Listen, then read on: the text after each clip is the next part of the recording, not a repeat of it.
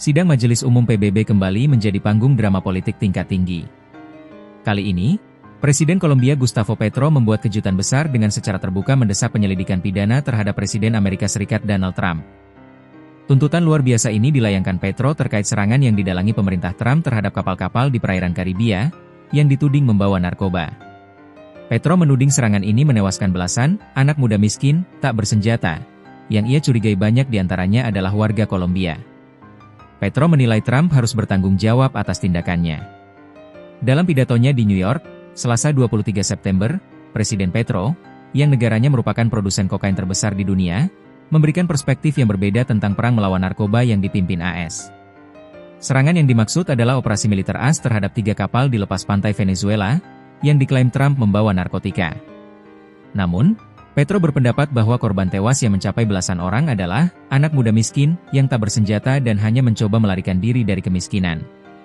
Petro sangat marah karena perintah serangan tersebut menargetkan pemuda miskin, sementara banyak bos kartel narkoba yang sebenarnya tinggal di AS dan tidak tersentuh hukum.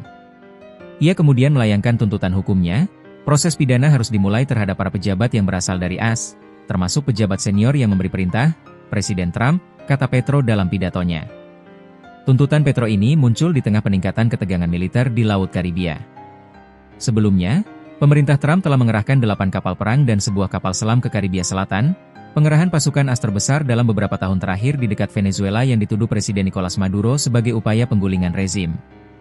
Menanggapi kekhawatiran tentang pembunuhan di luar hukum dan tuduhan rezim, Trump dalam forum yang sama berjanji untuk melenyapkan penyelundup narkoba. Kepada setiap teroris preman yang menyelundupkan obat-obatan beracun ke AS, harap berhati-hati, kami akan menghancurkan kalian, kata Trump di PBB. Retorika Trump yang menjanjikan kehancuran bagi penyelundup narkoba inilah yang dijadikan dasar oleh Petro sebagai perintah untuk melakukan serangan yang menewaskan warga sipil tak bersenjata. Tuntutan Petro ini adalah eskalasi diplomatik yang serius.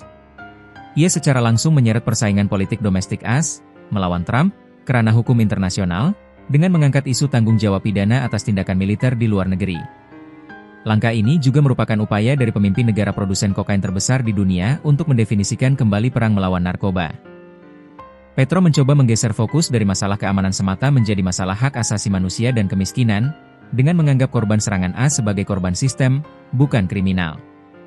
Tuntutan ini menempatkan AS dalam sorotan tajam di hadapan PBB atas dugaan penggunaan kekuatan yang berlebihan. Tuntutan Presiden Kolombia Gustavo Petro terhadap Donald Trump di PBB adalah momen langka. Ini adalah pertarungan moral dan politik yang mendalam mengenai siapa yang harus disalahkan atas kematian dalam perang melawan narkoba.